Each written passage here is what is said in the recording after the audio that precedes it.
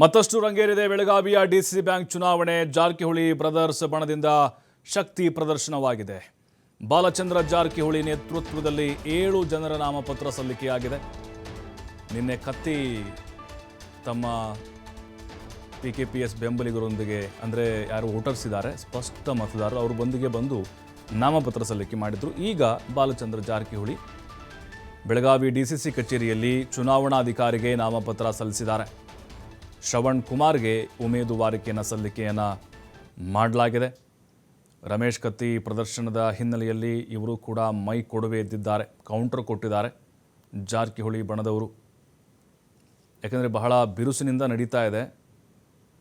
DCC bank ಗದ್ದುಗೆ ಯಾರು ಹಿಡಿತಾರೋ ಅವರು ಬೆಳಗಾವಿ ಜಿಲ್ಲೆಯ ರಾಜಕಾರಣದ ಹಿಡಿತವನ್ನು ಹೊಂತಾರೆ ಅನ್ನುವಂತಹ ಲೆಕ್ಕಾಚಾರ ಇದೆ. ಅದು ನಿಜ ಕೂಡ ಹೌದು. ಆದರೆ ಮೊನ್ನೆ ವಿದ್ಯುತ್ ಸಹಕಾರ ಸಂಘದ ಚುನಾವಣೆಯಲ್ಲಿ ಕತ್ತಿ ಬ್ರದರ್ಸ್ ಗೆದ್ದು ಬಿಗಿದ್ರು. ಜಾರಕಿಹೊಳಿ ಬ್ರದರ್ಸ್ಗೆ